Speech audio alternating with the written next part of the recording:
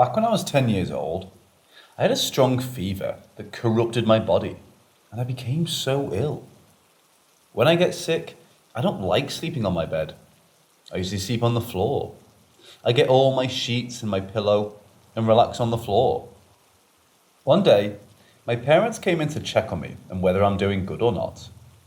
Suddenly, a tall man wearing a pure dark clothing covering all his body was walking slowly in the hallway. My room door was open. I couldn't see his hands, feet, or face. He looked old by the look of his back and his walk. To me back then, he was very scary. He didn't make a single noise, nor was I able to hear his footsteps. Because our house was quiet and very clear to see everything, he almost looked like he was floating above the ground, but walking at the same time. I was totally shocked. He walked all the way to my parents' room at the end of the hallway. The moment he was at the front of my parents' room's door, I told my parents, who were next to me, because they were looking down at me. I told them to turn around and look at that strange man entering your room. As they turned their heads, they saw absolutely nothing, and my dad told me, relax. It's just the fever that makes you hallucinate and see unreal things. I was like, okay, yeah, you're right, Daddy. I'm just seeing things. As time passed, I almost forgot about that weird incident and didn't care about it at all. But it's still a part of me that still believes in the shit that I saw when I was young. When I turned 17, my brother and I had a bit of a chit chat. He was 12, by the way. He told me, yo, want to hear about this creepy dream I've had the other night? I was like, sure, tell me everything. He told me that when he was dreaming the other night, an odd woman was talking to him. And suddenly she told him like 6 times not to turn around in real life. But you know my brother is stubborn as fuck, doesn't listen to anybody, and decides to turn around. Because we slept in the same room, he was facing the opposite of where I was sleeping. When he turned, he saw the exact same man. Pure black clothing covering his whole body, standing on my chest. Yes, standing. Like, what the actual fuck? As soon as he saw him, he turned his head right away and closed his eyes, and then the strange man disappeared. When he told me this, my heart dropped. I had a bad feeling about this sick-ass ghost, like, was he planning to do? I told my brother that ghost, I saw it 7 years ago. He was totally shocked. Usually, ghosts tend to do fucked up things, like breaking some dishes or making loud noises. But this ghost didn't do a single weird-ass activity. From that day, I never saw him again. I'm 19 years old right now, and if he were to come again, I'd kick his old ass.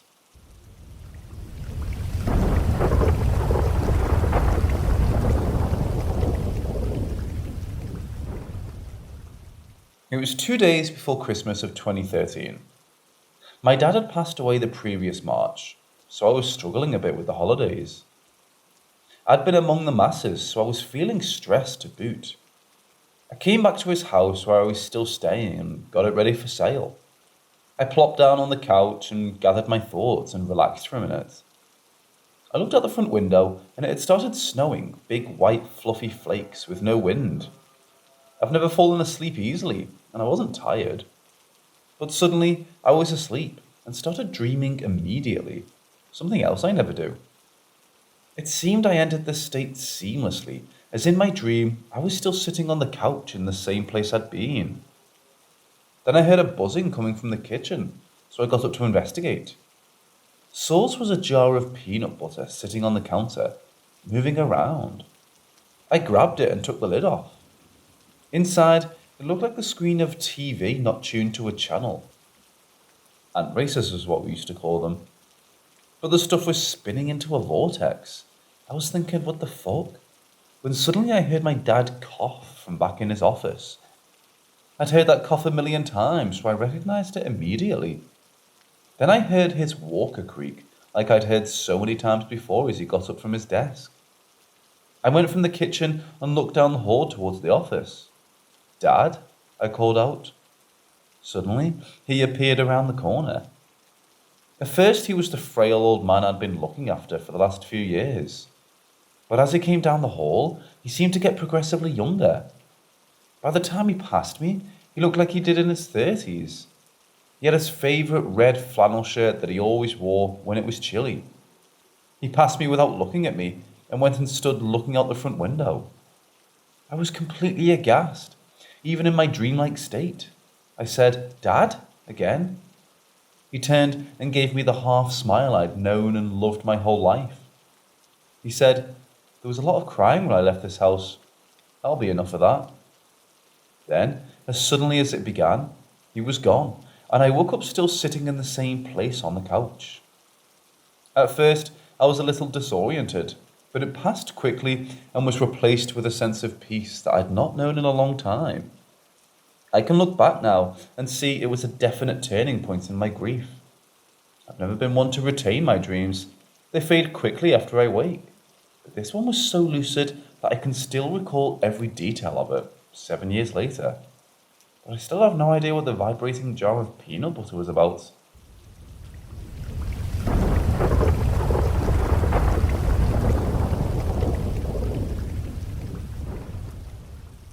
These events happened in northern Ohio in the early 90s, when I was a preteen. I don't remember exactly when two of these events happened, or which happened first, but I'll start with the most benign. The first event happened for several weeks in a row. I believe this would happen on Tuesdays, but it may have been Thursdays. I'd walk outside for whatever reason after dark, look up into the sky, and right above me, there'd be several objects that looked like they started zipping around.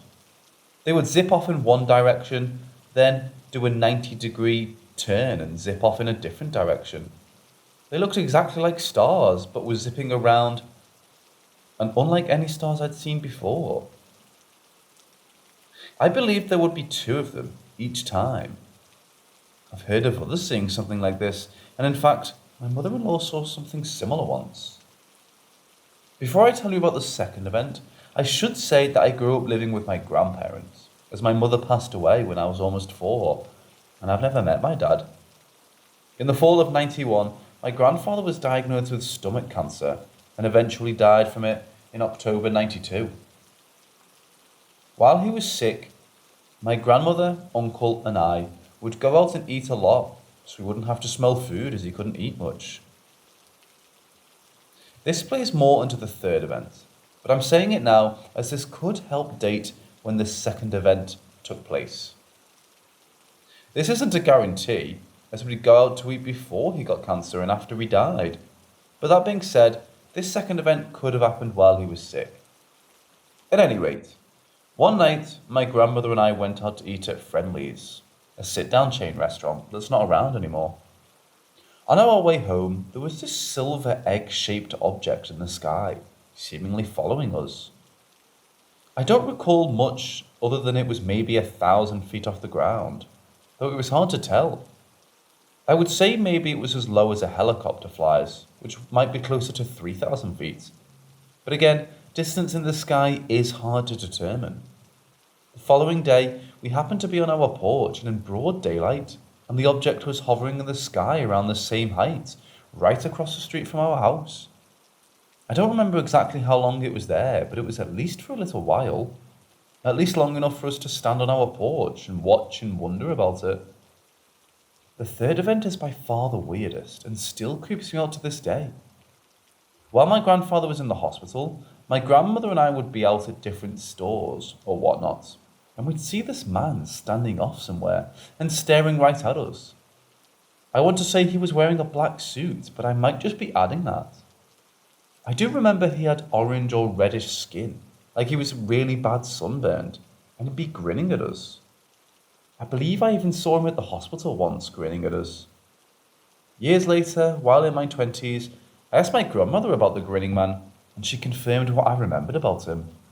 She added that she didn't tell me this when I was a kid, as she didn't want to scare me. But once, she just happened to look out the front door and saw the man standing across the street, staring right up at our house, grinning.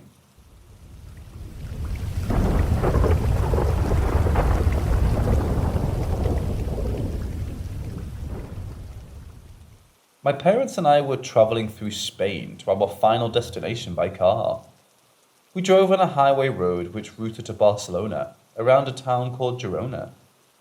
My dad was looking for a highway exit, because our destination was located higher on the seacoast than Barcelona. Shortly after we found it, but our car was the only one which got off the highway. That wouldn't be weird at all, but the exit brought us to a completely empty traffic circle, and there were no traffic signs. We even thought that we may have mistakenly got into the traffic circle under construction. We still could see the highway on the right side above us, but under the highway where we would expect to have a view of the city, we could see only the dark. The traffic circle was small and had 4 directions. The first led to some kind of suburb, the second back to the highway. The third parallel with the highway around fields and forests, and by the fourth, we had gotten there. Because we didn't know which way we should go, my dad decided to drive to the suburb and ask for directions. That was the moment when it really began to get weird. He normally drove around the traffic circle and got on the road, but suddenly we drove back on the traffic circle. I mean, it was literally like something teleported us back to the same spot on the traffic circle from which we had started. That freaked all of us, and my dad was so confused that he had to stop the car on the traffic circle. In a normal situation, it would be dangerous, but there were no other cars. When he calmed himself, he started the car and decided to try another road. We were appearing in the same place in the traffic circle all the time. Dad stopped the car again. Only one thing which came to our minds was that we were trapped in another reality or something like that. I didn't want to stay in our car any longer. I was scared because I thought my dad was going to try to get off that place again. Then I looked around. I saw very old-looking wooden huts standing next to the normal modern houses of the suburb, and they seemed to me like a fishing village. And I even noticed a lake. This fact is super weird. In the town Girona, you can find rivers, but there is no lake. And then I saw another car which was driving to the traffic circle from the suburb. At that time, we were stuck in that place for 45 minutes. The car was black or very dark blue. I rather went back into our car because that was so odd a place. Another car stopped not far away from us. It looked old. I'm not an expert in cars, but my dad later told me that it was some car from the 60s or 70s. And from that car got out a human in a light blue uniform. He looked like a policeman, but we didn't think he was, because he hadn't arrived by in a police car. He came to our car and my dad lowered the window. My dad greeted him and was prepared to try to communicate with him by signs, because none of us spoke or understood the Spanish language.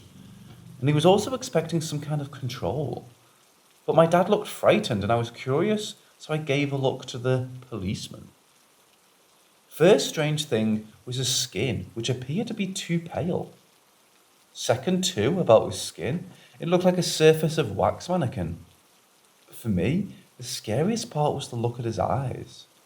I thought they were solid black without whites and irises, and then I realized he didn't have eyes. There were holes in the shapes of eyes with something dark moving in it, like a liquid or smoke. I was terrified, but I couldn't stop to look into those holes, because they had a mesmerizing effect. When I finally could look away, I noticed that the policeman didn't say anything. He just stood by the window and was staring at my dad. Then, after a couple of minutes, he started walking back to his car. At that moment, when he opened the door of that car, I saw another one looking nearly the same as sitting on the next seat. And when he sat on his seat, he gave us a sign to follow him. That moment, we knew they couldn't be humans, but we had no other option, so we followed the car. And they took us to the road which led back to the highway. But when we were at the end of the road back to the highway, the car with those strange beings suddenly disappeared before our own eyes.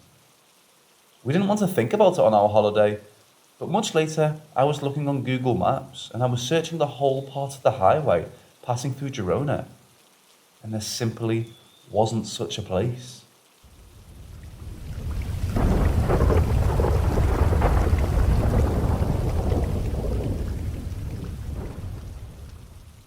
So basically, I was feeling shattered from work. Frontline worker in the UK. So I went to bed at 9 o'clock, which was early for me. I knocked out straight away. I'm a deep sleeper. Once my head hits the pillow, I'm gone straight into REM mode. Anyway, someone dragged me out of my bed. I still get shivers down my spine when I try to reminisce about it and recollect it.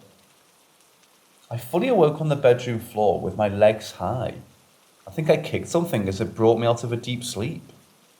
It was pitch black. I wore glasses, so without them, everything was blurry. I reached straight for my phone. I couldn't feel my glasses, so I kept them on my side cabinet. I used my phone torch. I could see that my bed sheets were a mess. My duvet was bundled on the left side of the bed. It was hanging off of it. I felt a tingly feeling near my ankles, like a mosquito bite. I soothed it by gently patting it down. I got back off the floor and just sat on the edge of the bed. I looked at my phone. It was 3 o'clock. I couldn't sleep again. I was so tired and shattered. I was trying to rationalize to myself what happened to me. I came to the conclusion that I must have fallen out of bed, or that I fell asleep but my legs gave way and I fell on the floor. Yet these two self-explanations don't explain why my side cabinet, which is right next to my bed, wasn't moved or messy. If I did indeed fall out of bed, I would have hit that first, surely. Once sunrise happened, I went back to sleep and woke up around 11 o'clock. I found my glasses halfway under my bed, which was bizarre, as I clearly remember putting them on my side cabinet. When I came down for breakfast, my siblings and parents were sitting at the table. I joined them, and my eldest brother said to me, "Why were you looking out of your window at 1 in the morning?" I was taken aback by this, but I didn't answer him, and then my brother said, "I heard you screaming at 2ish. What, have you had a bad nightmare or something?" My eldest brother came home late from work, and my bedroom faces the main room, so he would clearly see my window once he's parked his car. I just started questioning my own self.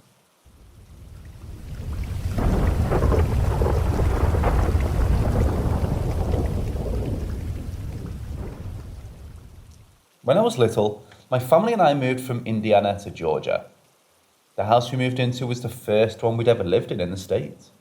It had a really, really long driveway. It would take us about 5 minutes to reach our house after getting dropped off the bus. And as you'd walk down, there was a big pasture field on the right. Around our house was a bunch of woods.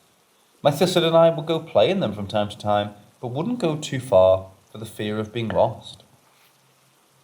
We had a pretty big window in our living room, and out of it, you could see your driveway and the field adjacent to it.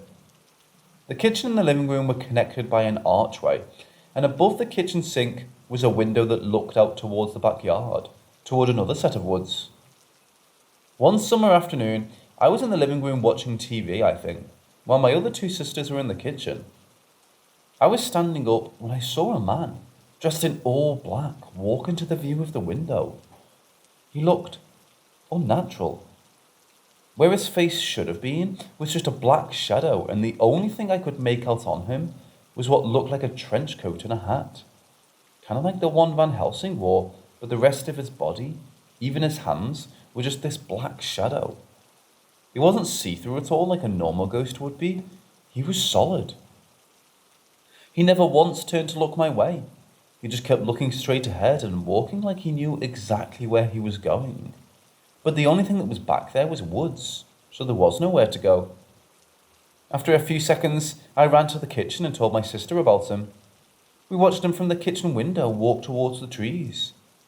We looked at each other for just a second before we turned back to look at him, when he was gone. There was no way he could have just disappeared without us seeing him. We have no idea where he went. We tried to tell our parents, but of course they didn't believe us and just thought we were looking for attention. We didn't see him for a while after that. The next time we did, though, it was almost like the first time. He looked exactly the same and walked in the exact same way he did the last time. But this time, after disappearing in the backyard, my sister heard really heavy footsteps somewhere in the house. I don't remember this encounter like she does, but I remember her telling us that she saw the man again and that she thought he was in the house. She made us lock all of the doors and windows and then made us huddle up in the hallway with a knife. Not like it was really going to do anything. A few years later, we were talking about it, and she told me that she had gotten up to check, and when she did, he was staring at her. My stepdad saw him too when he was living on that same road, and he would ask his friends if they had seen him too. They all said yes. I don't know where he came from or who he is, but I'd really like to find out.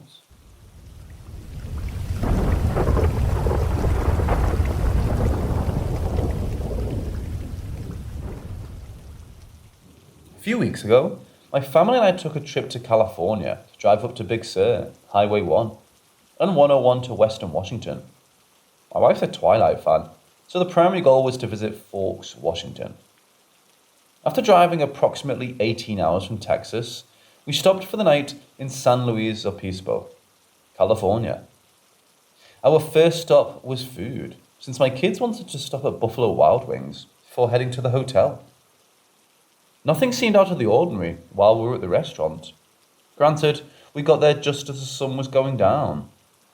But after we left and were walking back to our Jeep, my 13-year-old son stopped dead in his tracks and was focused on something across the street. From my vantage point, the area across the street looked like a heavily wooded area and was dimly lit. I asked my son what he heard, and he indicated that he thought he heard someone screaming from that direction. Almost as soon as he said that, I distinctly heard a scream coming from the same area. My wife, a general skeptic of anything remotely paranormal, indicated that she thought she saw something moving from that direction, heading towards us, but couldn't distinctly see what it was. At this point in the evening, the parking lot surrounding the restaurant was mostly empty, and we were one of 3 vehicles parked there. Not knowing the area and not wanting to potentially get involved in whatever the hell was going on, we quickly got in the Jeep and left. Before heading to the hotel, I wanted to make a quick trip by the Ernie Ball Music Man factory. I'm a guitar player and have played their instruments for years and was curious about where so much of my money went. We drove through what looked like part of downtown and into a dimly lit industrial area where I finally found the factory. As I was taking pictures, my wife noted that the entire area was almost unlit. And the downtown area we came from had almost no one out on a Friday night and was very dark. We both found this odd for a college town. As I was rolling on my window after taking the picture of the factory, I heard the exact same scream that my son and I heard at the restaurant. My wife and kids heard it too. The pitch and general sound were identical. However, we were now almost 7 miles away from where we initially heard the sound, and less than 15 minutes had passed. Needless to say, we decided to keep driving and not stay there for the night. I drove most of the night until we reached Monterey and stayed there for the next day. It's been almost 2 weeks since we got back from our trip, but that scream and the general unease I felt there have been bugging the hell out of me.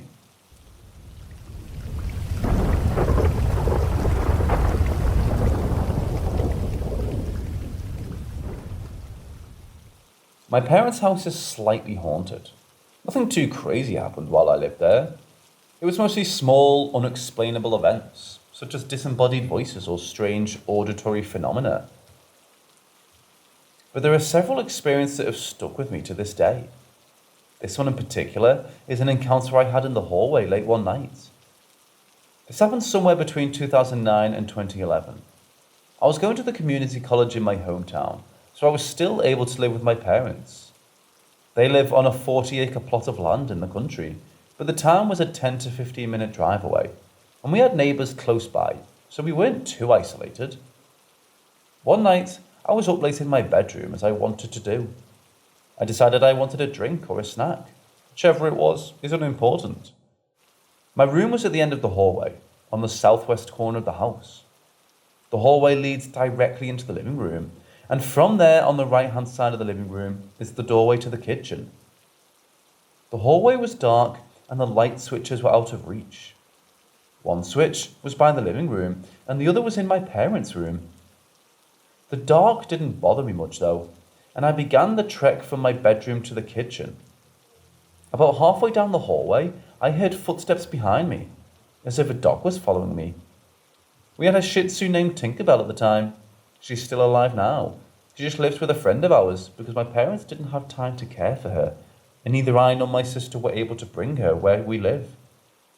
She would usually sleep with my sister, though sometimes she'd be out in the living room or the hallway at night. So naturally, I assumed it was her. I reached the kitchen and turned on the light, which cast some light into the living room. The hallway remained in shadow. I turned around and called Tink, but she didn't come. I couldn't see her in the darkness, but I assumed she just sat in the hallway staring at me. She was a diva and would only come to you if she wanted to, so this was no strange occurrence. I shrugged and proceeded into the kitchen. After I was finished, I looked in the living room to see if Tink had decided to follow me there. I didn't see her, so I turned off the light and walked down the hallway toward my room. As my eyes adjusted to the darkness, I kept a lookout for Tink so I wouldn't accidentally step on her. But I didn't see anything. About halfway down the hallway, I once again heard those footsteps behind me. This unnerved me, so I quickened my pace. Entering my room, I immediately shut the door behind me. As soon as I closed it, I heard a single light scratch from the other side. Figuring it was Tink again, I once more opened the door. She would scratch on my door whenever she wanted to go in my room. There was nothing there. Sufficiently creeped out, I closed the door. I was a Christian at the time and convinced every spirit that wasn't an angel was a demon of some sort. So I rebuked the spirit in the name of Jesus Christ and went to bed.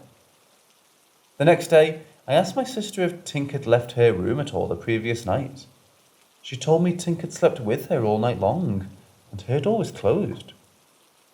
Sometime later, I told my mum about the experience. She mentioned the previous owner of the house had a dog. We believe the spirit of the previous owner still resides there, so it wasn't too far a stretch to conclude that it might have been the previous owner's dogs who had followed me that night. My mum explained that she too would sometimes feel this presence. Ever since that discovery, I've regretted rebuking her, for since that night I had never been followed by that dog, and as far as I can tell, my mum hasn't either. In retrospect, I don't think it meant any harm. It was just doing as good boys do.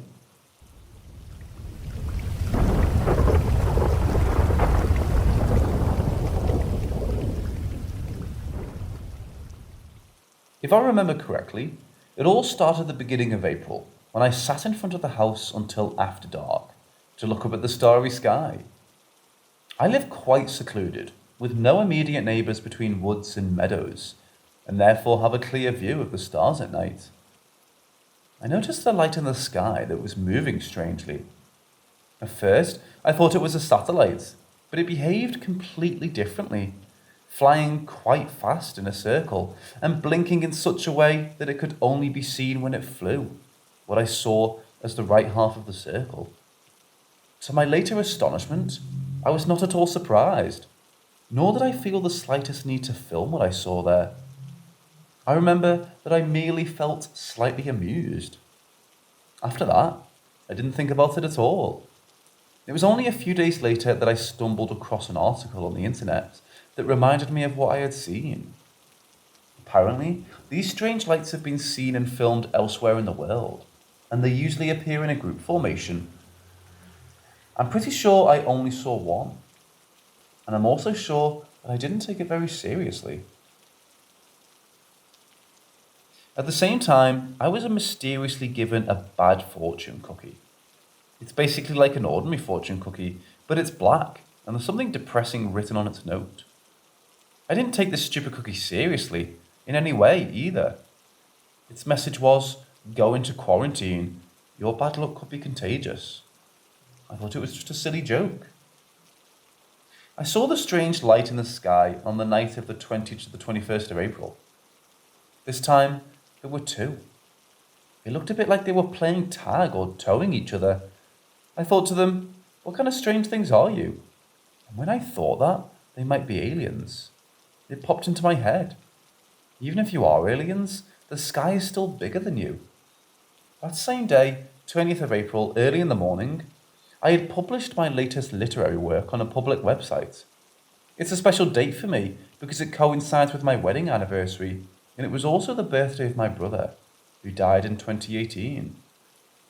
I didn't know at the time that it was also the day of my mother's death. The 20th of April was a good day for me this year.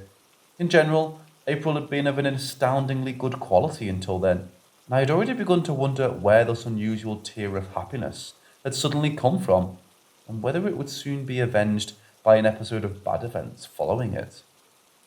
Unfortunately, my instincts were not to lead me astray in this regard. So that night, as I mentioned before, I saw those strange lights again, and as I watched them and thought about them, it was almost as if a strange form of communication was taking place between us. And of course, I tried to elicit any secrets from them, but they gave their answer in the manner of a human prophet, giving no clear statement, only a vaguely formulated phrase which in summary would read, "There will be life, there will be death." Again, I didn't really give these apparitions any serious thought afterwards. Then, on April 22nd, I had another astoundingly good and intense music session. One of those where you literally melt into your instrument, and it feels like in your stardust bones that the universe is taking its time to listen to you. The good feeling I generated for myself as a result from that session lasted long into the next day, April 23rd. But towards the evening, I became increasingly nervous and agitated. The feeling you get when you know something bad is about to happen. Since I was born female, I've had this feeling once a month due to hormones, but it wasn't the time for it yet. However, hormonal fluctuations can happen every now and then, and again, I didn't really think anything of it, or somehow try to put these tense feelings into perspective by dismissing it as a hormonal fluctuation. Because I found it difficult to fall asleep or get tired at all that evening, I decided to just watch old Futurama episodes until nature would claim its right of its own accord.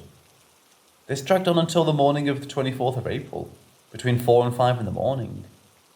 And the episode with the dog was on, where every human being with an intact soul has to cry at the end. But I couldn't finish watching it. I paused the stream right at the scene where you see the dog happily swimming in the tomato sauce to go outside and smoke a cigarette. I didn't get to do that either. Now comes the part that is hardest for me to write down. On my way out, I found my cat lying sprawled in front of me in one of my bathroom doors and immediately knew something was wrong, because she never used to lie there. I immediately dropped everything and ran to her. She wasn't quite cold yet. She got very cold and hard in my arms. I tried desperately to revive her, checked her all over. She had no visible injuries. She was lying stretched out on her side, right in front of the closed bathroom door, and it was cold down there because there was wind coming in under the door through the open bathroom window. I felt the cold breeze on my face as I leaned down to her. Her eyes were turned almost all the way back, and she had something dripping from her nose that I thought was blood, but it was very bright red and very liquid. Other than that, she had not emptied her bowels or bladder, as dead people generally empty themselves. Her tongue was not hanging out, but her mouth was open. That's why I tried to resuscitate her, but it was completely futile. She was no longer breathing. She had no pulse. About an hour before, I had seen her going to the litter box. She seemed completely unharmed then. She also didn't scream or make herself heard in any way. I don't know how long I sat on the floor next to her and cried.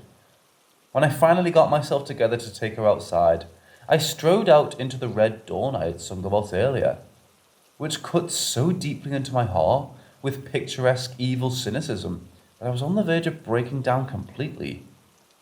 As I dug her grave between the fir trees behind my house, I would have loved to lie in it myself.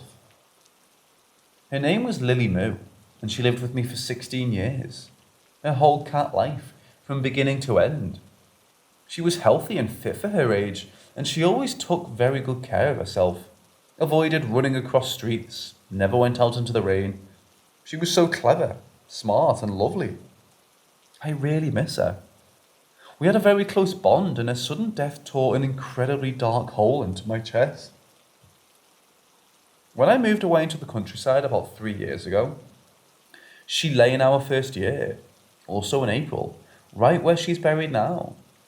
She always liked to sleep there among the fir trees. But one time she stayed there for a whole night in April, and when I looked out the window around noon, she was still lying there, and I wondered why she didn't come in to eat, and went to check on her, and she was all stiff and chilled out, and I had a huge fright that she would have died. But she then woke up and got up very slowly, and looked at me all confused. Now when I remember that, I think that she might have had something like a premonition that one day she would sleep there forever in that place. Cats have a special connection to the afterlife, they say. Maybe that's true. But the series of strange incidents does not end here. Needless to say, the next day I was still completely exhausted and distraught because of the sudden and unexpected death of my beloved furry friend. I waited until noon for her burial because I could do nothing more for her except to make her grave as beautiful as possible. I went to fetch soil and stones from the back part of my garden to make her a beautiful burial mound. The back part of my garden borders on a large meadow, and there's a forest behind it. There are sometimes cows in the meadow, but not at the moment. There's also no path there for walking, and as far as I know, the meadow is fenced. All the more, I was surprised when I saw an old, grey-haired woman with a dog walking across the meadow during my activities. The old woman was wearing a quilted dark blue jacket, and the dog was small and white with brown spots. The dog was not walking on a leash and was romping across the meadow. I looked over at them, and the dog just ran back to the old woman, and she put out her arm, whereupon the dog jumped up at her as if it were performing a trick. I had never seen a human in the meadow before, except the farmer who sometimes brings the cows to the meadow. I stopped and watched her for a while. Suddenly, she looked over at me, and I proceeded to pretend I hadn't seen her at all, and pushed my wheelbarrow full of dark soil to my cat's grave. When I returned to get more stones, the woman and her dog had suddenly disappeared. I then went into the house to get a wash bowl to clean the stones with. When I came back out into the garden, I just got the message that my mother had died. In contrast to the death of my cat, the death of my mother did not come as a surprise, especially since she was already very old and also ill. My siblings and I knew nothing about her being in the hospital. If I had known, I would have visited her, but I didn't know anything about it. I also knew nothing about the fact that she had already died on April 20th. No one told me. My siblings and I were the last to know. It was very much misfortune and strangeness all at once. Between the mentioned big events, there were many smaller evils. It was so bad, and I was so exhausted from all the crying that I withdrew completely for a while. In other words, I actually went into quarantine as that damned bad luck cookie had recommended. And indeed, the few people with whom I had corresponded out of necessity in order to manage the funeral had a downright bad luck tear as well. One of my siblings even hit it so hard, the whole hand completely went numb, and there was almost a dismissal as well. I think my conclusion from this whole string of unenjoyable events is that the sky can never be bigger than its contents. It was a hefty lesson in humility. I haven't dared to look really deep into the night sky again since then. 2 Canadian wild geese have been flying over my house since then, chattering loudly. I don't know why, but they remind me very much of my mother, and I wonder where they come from, because where I live is not their natural territory. Although there is a pond nearby, I see them almost exclusively in the meadow when they're on the ground. Also, now is the time when a lot of deer come from the forest to the meadow. The air is full of birds and insects and their sounds. Nature is just about to fully blossom again and give birth to itself anew. There will be life, there will be death. Now seems to me no longer like a vague phrase, but just like the most accurate statement ever made. And I didn't know where else I could have written it all down. I was dithering about whether to written it all down. Thank you for listening to me. Have a good time. Don't open any black cookies.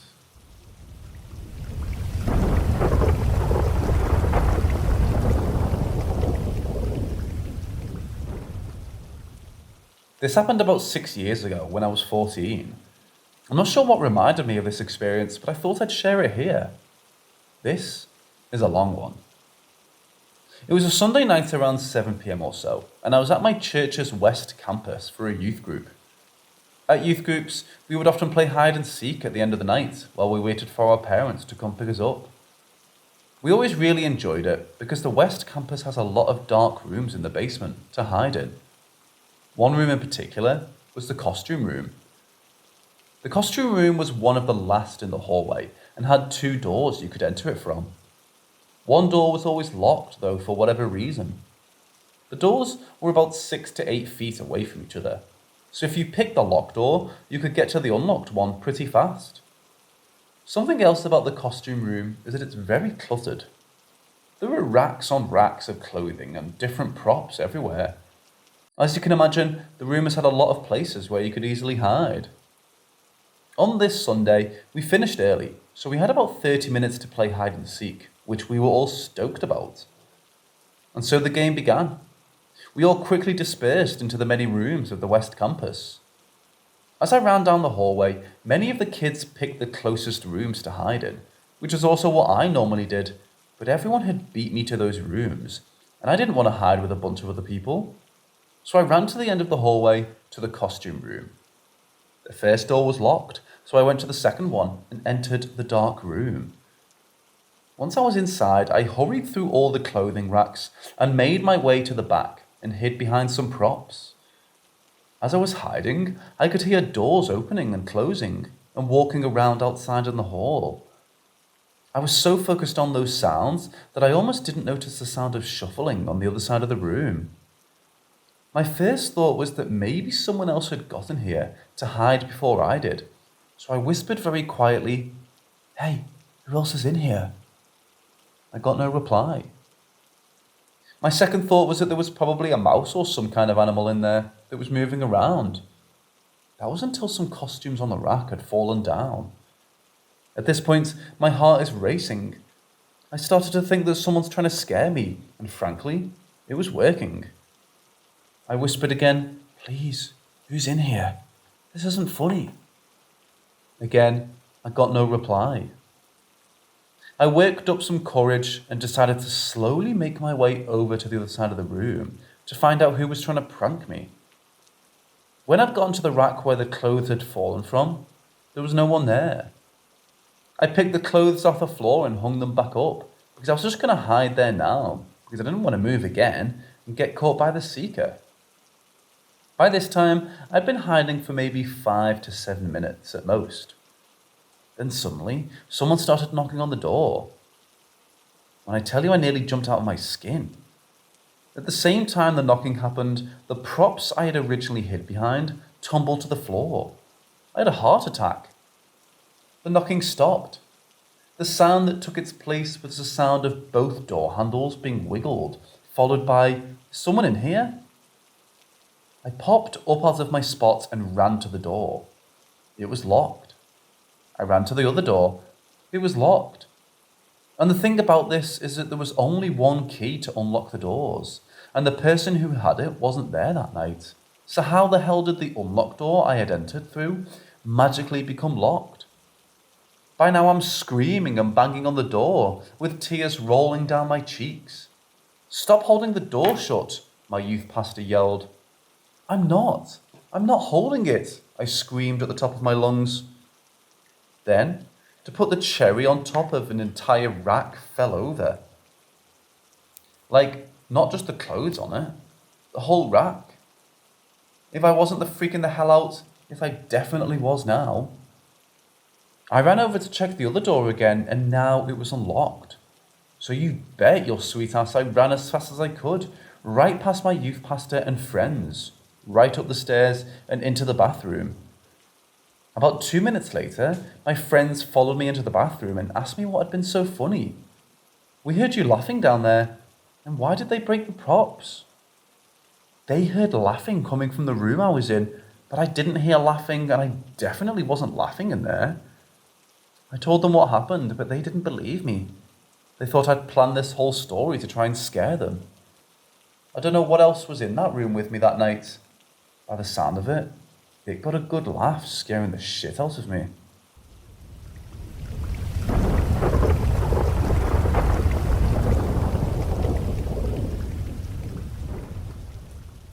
Four times.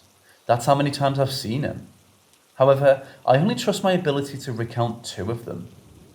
The reason is, I was young when all of them happened.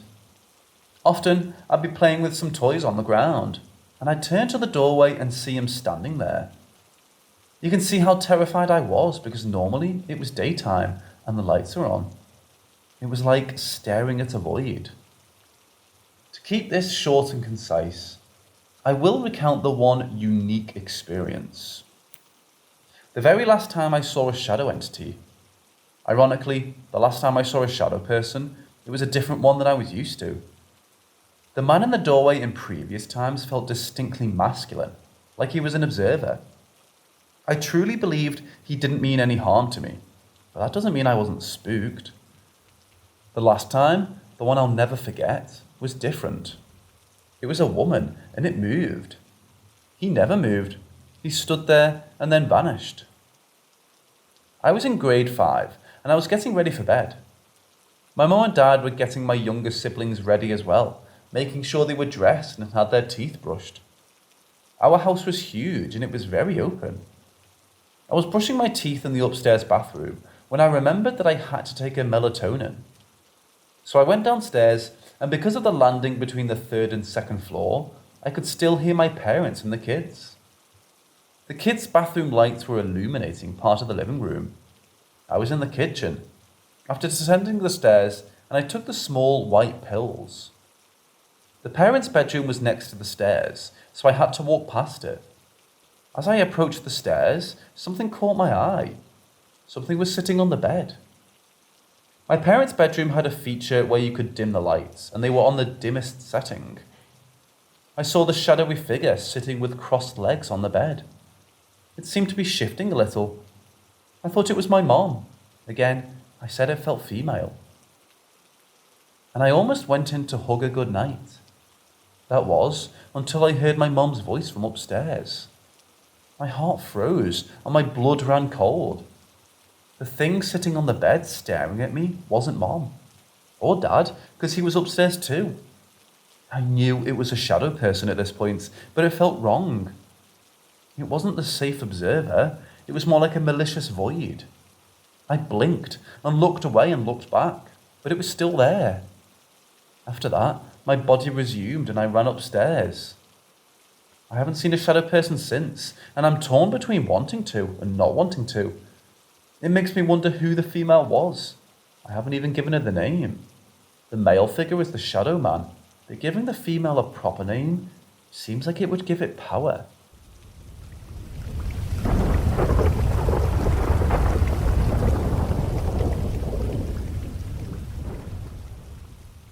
It was the summer of 2019, and I was playing Fortnite with some friends of mine. We talked till 2 a.m. and later went to sleep as we were tired. My room is furthest away from all my family members' room. It's at the beginning of the corridor.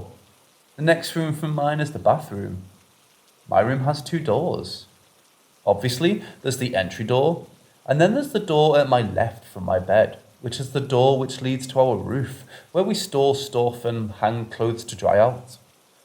When I first lived in my house, I was 4 and slept on a separate bed next to my brother. When I went to live in my newer room, I always felt that I was cold, dense, and gave me an off feeling. Long story short, it was a summer night at 2 a.m. and I went to sleep. My brother and parents were asleep. At around 4 in the morning, I woke up to the sound of someone pushing huge rocks at night. This was strange because no one lived close to us. I woke up the next day and opened up to my dad about what occurred. He later told me that he had heard the same sound as I described. My parents slept close to a small balcony we had. They would hear things like horses galloping at night, a person breathing next to them. My brother also reported hearing someone breathing and yelling at him at night. One night, my father went to investigate the sound of the moving rocks and he saw nothing. My brother set up his phone at night to maybe catch something, and he did. He caught footsteps across the corridor leading to my room. Some information to keep in mind as you read this. We live close to a cemetery. We got the house from a lady which offered us the house for a cheap price. The person who used to sleep in my brother's room died in this room. The person that died in the room was very rude and did not like children. A person hung himself in front of our house in a field. Our house used to be a hostel for cavaliers.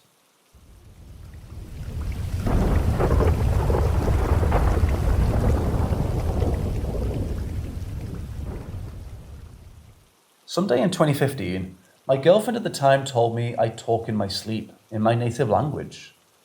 I found that really funny, so I downloaded an app on my phone called Sleep Talk. This app records only when there is a sound in the room, so you don't have to go through 8+ hours of recording. Then, the day after I listened, and there was just me turning around in sleep and/or coughing, going to the bathroom. Nothing special. But then one day I woke up and I listened to the recording and I was shocked when I heard what sounded exactly like a little child. I died of fright. I couldn't believe what I was hearing. The more I replayed the part, the more panic I got. The reality of the recording started to set in, and I've never been so afraid. Then I told everyone and then showed them the recording. Some believed it and heard it was not me, and that it was a child. But because of some not believing in it, I just had to record one more time to see if I get any more EVPs. I should have never done that. This time, I got several Class A EVPs. This time I really shit my pants. Then after some time, when I was not as afraid any longer, I started recording with the app every night. And I got EVPs here and there, most of them not Class A, but rather very hard to hear ones. And sometime after that, I started talking to them and I got an answer back. I told them I heard them and one girl said, okay. And then after that, all hell broke loose. And I started to hear them with my naked ears when not recording. And now, I'm a voice hearer. I was in hospital because of that. The voices made me think people were after me, and there was a lot that happened that made me think that. That's another story. It's very long. Then I found a guy that's gone through exactly the same as me, and warned people of doing EVP on various forums. I started walking with him, and he helped me tremendously. He gave me a link to a guy named Jerry Marzinski. Jerry Marzinski is a retired licensed psychotherapist with over 35 years of experience working with and studying the thought of processing of psychotic and criminally insane patients in some of the most volatile psychiatric institutions in the nation. He began his career at Central State Hospital, at the time the largest psychiatric hospital on the planet. He became convinced that there's a supernatural element to mental health conditions. I talked to Jerry. He's helped me tremendously. You guys should check him out. I even captured a shadow being on video. I think this is the demon that I'm hearing. They're the ones behind the voices. The thing had a smell of sulfur. It really freaked me out.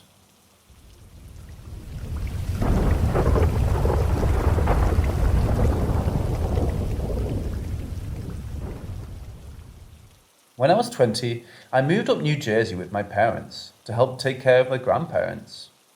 Grandma had brain cancer, so she was at the doctor a lot, along with my mom, brother and grandpa. My dad was usually driving a truck. That meant I spent a lot of time alone at my grandparents' house. Their house was a freaking dream house. 6 bedrooms, 3 full bathrooms. The upstairs had its own TV room and living room and kitchen. Downstairs was even more massive with its own TV room, separate living room, dry bar area, and if that wasn't enough, it had a full basement. I had been in the house a lot in the past for holidays and stuff, but until we moved up there, I hadn't actually spent any time alone in the house. One day, I had just gotten off work and made it to the house. Grandma always brought me White Castle frozen burgers and Hungry Man dinners. She kept them in the deep freeze in the basement. I showered off from work and got in chill, comfy clothes and decided it was time to eat. I went downstairs to grab some food. As soon as my feet landed on the bottom step, the door closed behind me. I quickly turned around to get the fuck out of the basement, but as soon as I reached for the doorknob, the door creaked open. That was the first experience there. It's important to note that upstairs had a long hallway that all the rooms broke off from. It had the original hardwood from when the house was made in the late 50s. Every footstep could be heard throughout the house with loud creaks and pops as the old bowed boards were pushed back down into place as you walked. Another time, while alone, I was downstairs digging through movies to watch in the first TV room. The TV room was warm and cozy. One side was a complete row of windows that let the sun in. It lit up the nicotine-stained walls and piles of VHS I was riffling through. As I dug through the tapes, I heard the sound of someone casually walking upstairs. It was kind of a comforting sound because I figured Mom was home or maybe my aunt came over. I didn't really pay it much mind. I continued digging in the tapes until I found Major Payne, one of my all-time favourites. I decided to watch it upstairs in the TV room I usually hang out in. As I was walking back through the house to get to the stairwell, I heard the walking upstairs again. It was walking lightly and casually in my direction. I topped the stairs expecting to see Mom, but no one was there. I looked in every room and bathroom upstairs trying to find anyone, but no one was there. There's only one stair set upstairs, and it lands right outside the upstairs TV room, so it's impossible not to see or hear anyone who comes up while in the TV room. I've been watching the movie now for about an hour without any disturbance. A little spooked out by the unexplained footsteps, but I chalked it up to the old house settling.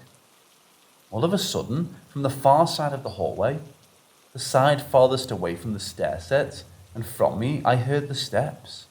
They were coming my way. This made the hair on my neck stand up. I knew there was no one there except me. It didn't sound like an old house creaking like they tend to do. These were clear-cut footsteps. One by one, they landed at a slow but constant pace, headed my way. They kept on until just a few steps till the doorway, and then stopped. I mustered every ounce of courage I could. I got up and leaned out the door. From the doorway, the main stairwell was on my left, and the hallway led down to the other rooms on my right. I looked down the hall to the right where the steps had been coming from, and saw nothing. Then, the very last door on the right doorknob slowly rounded open till it clicked. That room had thick padded carpet, so it took some effort to push the door open into the room. After the doorknob clicked open, the door pushed in a couple inches.